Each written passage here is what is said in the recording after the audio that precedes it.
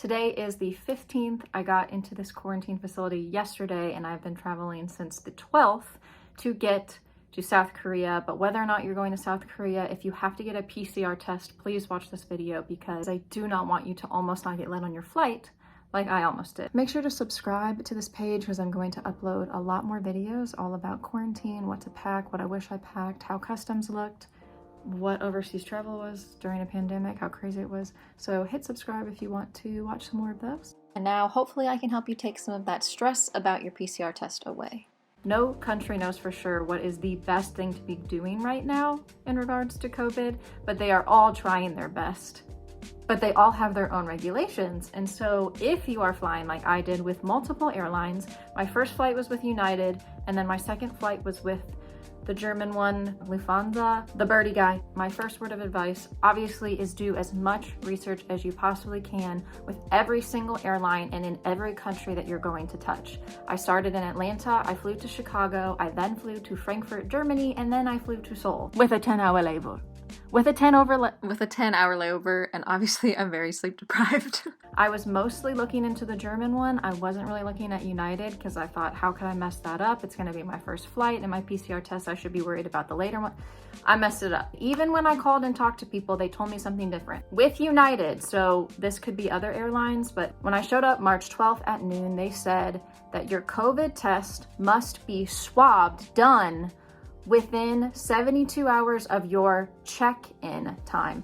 I'm definitely a visual person, so I made this timeline hopefully to make it a little bit easier to understand. My first departure of my very first flight was at noon, and so I was thinking in my head, I want to get my PCR test done 3 days before that, just so that I know for sure my results come back on time. So I thought I will do this on day one, which is 3 days before. Because my first flight was a domestic flight, which means it was in America, I didn't have to get there super early. I was just flying to Chicago, but I still wanted to get there around 2 hours early just to be safe. But I ended up checking in around 9:45 in the morning. That means I must have taken my test sometime after 10 a.m. on day one. So the green arrows show the clear zone for you to have taken your test and still be approved for your first flight. I had done so much research, and the only time that people were stressing the importance of was the time of your results. So I was pretty dumbfounded to find out that they're actually looking at the time that you took your test. So be careful. And thankfully the good Lord above was watching over me because I barely made it onto my first flight. Well, really, actually, I barely made it onto any of my flights. I'll explain. So I get to Chicago. They say everyone that has come from a connecting flight must come to the desk and basically sign in. And the sign-in process is they want to see your COVID test, and they want to see your passport, and they want to see your boarding pass. So you show them all that stuff, they look it over, and then they will approve you to go onto this flight. Now my second flight is the same day as my first flight, but in the description as I was online checking in, it said all departures, so all of your connecting flights, your results must be within 72 hours of every departure. Now, as you can see on the timeline, my results came in at 4:47 on day 2, so that means that they are good until day 5 at 4:47 Eastern Standard Time. This was a little surprising because they said that the results would take 48 hours to process, and I got my results on the third day, but they were actually processed on the second day. So they were looking at the timestamp that the results were processed, not when you received them. As you're looking over locations to get your test done, that's definitely a question you're gonna wanna ask. How long will it take for the results to be processed? And then how long will it take for me to receive the results? So I was okay for Chicago. I head off to Germany. I get to Germany and I have a 10-hour layover. So that's a pretty long layover. I'm in Germany, just chilling, and around hour 8, I noticed that the service line for, like, if you have any questions about your ticket, if you need to change your ticket, the line is long. And I'm like, it's all foreigners. Oh no. Oh no. Oh no. So I go and ask, do you speak English? I don't understand. Why are you waiting in line? Finally find someone that speaks English, and they got denied to enter the flight because their test was not taken within 72 hours of their departure. Every person said it was your first departure. Nope, it's every departure. all of the departures, all of them. Now, I can't speak for every airline. Again, every country is different. Every airline is having their own policies lately, but I just think it's better to be safe than sorry, because the longer you travel, the more complicated it gets. So my first flight is at noon on day 4. I could technically just get a rapid PCR test done on day 3 and just call it a day, but personally, I don't want to spend $300 to $500 on a test, especially if my insurance ends up covering like none of it. So the tests I found were only $99, so to save a little bit of money, look at when your first departure is and go back 3 days and get a test done sometime after your departure time. Like I said before, the check-in time is when they're actually approving you for all of this, but if you get your test done sometime after your first flight will leave, then you know even if you're late to the airport, you don't have anything to worry about.